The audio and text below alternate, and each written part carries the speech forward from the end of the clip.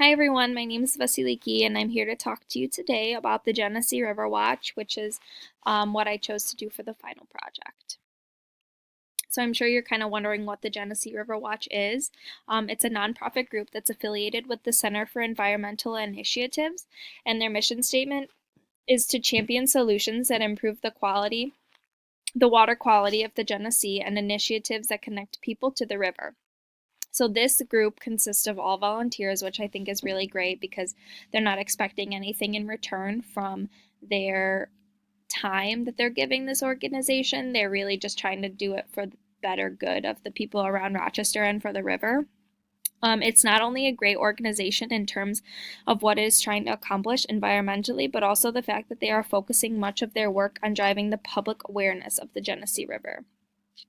So the Genesee River Watch takes a systematic approach to the entire Genesee River Basin.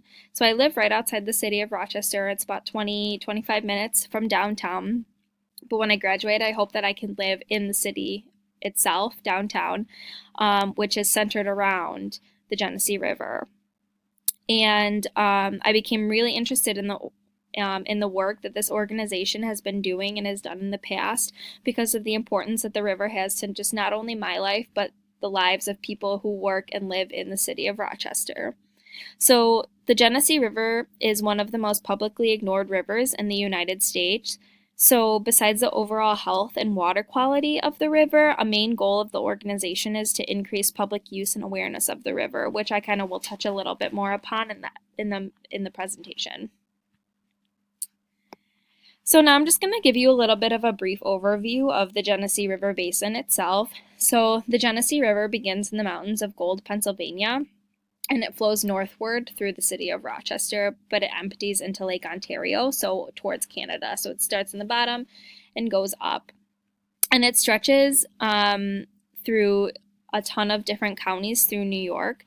So it goes through the Genesee, Livingston, Wyoming, Monroe, Allegheny, Steuben, Ontario, Orleans, and Cattaraugus counties, and also Potter County in Pennsylvania.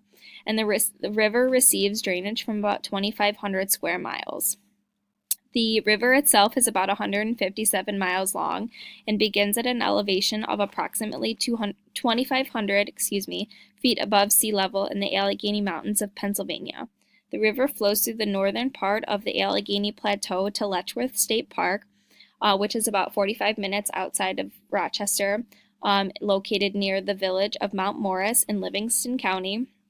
And just a fun fact here, Letchworth State Park is actually nicknamed the Grand Canyon of New York, so that's pretty cool.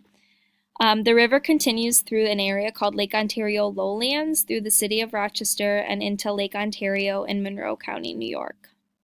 So along the way, the river flows through many rural and farming communities.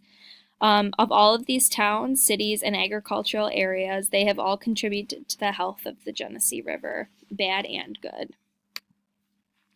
So now I'm going to talk a little bit about the water quality of the Genesee River. So there's three main threats to the Genesee River: nutrients, and I'll explain the phosphorus and nitrogen a little bit later, steam bank erosion, and urban pollution.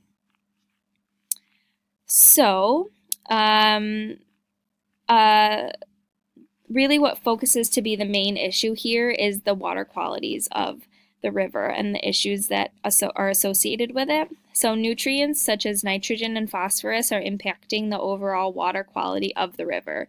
As we learned a little bit earlier in the course, too much of these nutrients can lead to eutrophication and dead zones. There doesn't appear to be a huge problem along the Genesee River where the water is flowing, but once the river enters Lake Ontario, this is where the water is moving a little bit slower. We start to see more algae blooms.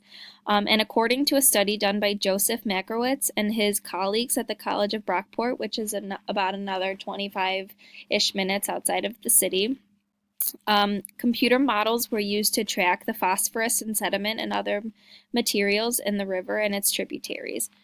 Makrowitz found that 60% of the total phosphorus entering Lake Ontario from the Genesee River from anthropogenic sources, meaning synthetic fertilizers.